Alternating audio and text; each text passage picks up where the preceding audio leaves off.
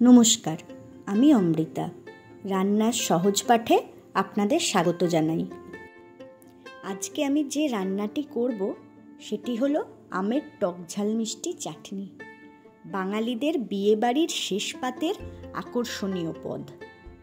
এর জন্য প্রয়োজন একটা কাঁচা আম কুচিয়ে রাখা, স্বাদমতো লবণ আর চিনি, হলুদ, সর্ষের তেল, 5 ফোড়ন এবং শুকনো লঙ্কা শুকনো খোলায় ভেজে গুঁড়ো করে নেওয়া। প্রথমে কাঁচা আমটাকে সেদ্ধ করে নিতে হবে এবং জলটা ছেঁকে নিয়ে আলাদা একটি পাত্রে উঠিয়ে নিতে হবে। তারপর একটি চামচ দিয়ে আমের টুকরোগুলিকে ভালোভাবে স্ম্যাশ করে নিতে হবে, যাতে টুকরো না থাকে, পুরোটাই মণ্ড তৈরি হয়ে যায়।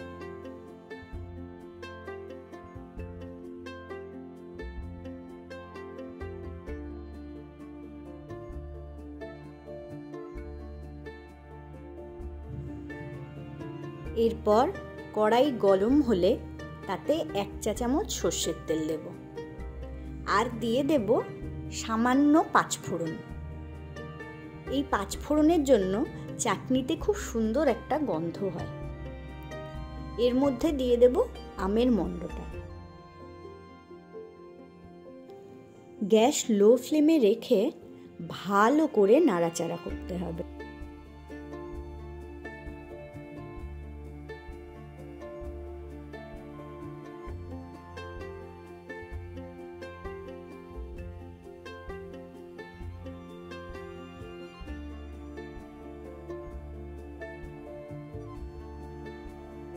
এখানে দিয়েছি স্বাদমতো লবণ আর সামান্য হলুদ। ভালো করে লবণ এবং হলুদ আমের সঙ্গে মিশিয়ে নিতে হবে।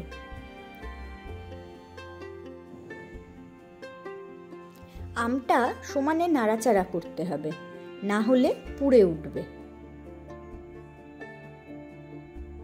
আর গ্যাসও সবসময় লো ফ্লেমে রাখতে হবে।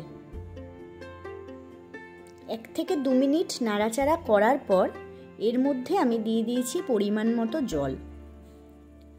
জল দিয়ে গ্যাসটাকে মিডিয়াম ফ্লেমে রেখে ভালো করে জলের সঙ্গে আমটা মিশিয়ে দিতে হবে।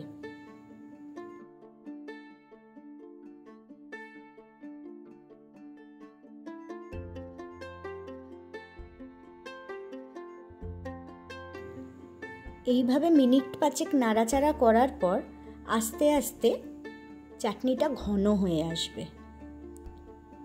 তখন এর মধ্যে দিয়ে দিতে হবে চিনি। আমি এখানে 100 গ্রাম মতো চিনি দিয়েছি। আপনারা একটু স্বাদ বুঝে চিনি দেবেন। আপনারা যদি বেশি মিষ্টি খান তো আর একটু বেশি চিনিও দিতে পারেন।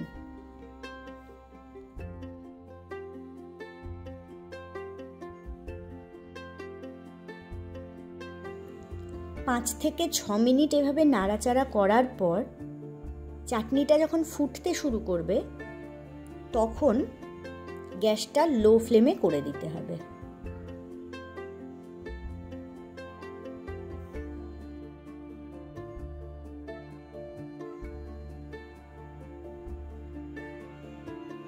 এই সময় এখানে সামান্য বিট লবণ দিয়ে দেবেন, কারণ যে কোনো চাটনিতেই বিট লবণের স্বাদটা খুব ভালো যায়।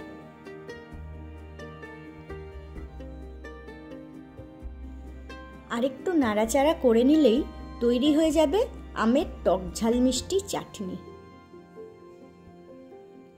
এরপর পরিবেশনের আগে এই চাটনির ওপর যে ভাজা মশলাটা তৈরি করে রাখা হয়েছিল 5 ফোড়ন এবং শুকনো লঙ্কা গুঁড়ো করে, সেইটা ছড়িয়ে দিতে হবে। তাহলে খুব সুন্দর একটা গন্ধ এবং একটু ঝালঝাল স্বাদটা আসবে। রান্নাটি যদি ভালো লেগে থাকে তাহলে চ্যানেলটি লাইক, শেয়ার এবং সাবস্ক্রাইব করতে ভুলবেন না। পাশে থাকা বেল আইকনটি প্রেস করলে আমার রান্নার সমস্ত নোটিফিকেশন আপনাদের কাছে সঙ্গে সঙ্গে পৌঁছে যাবে।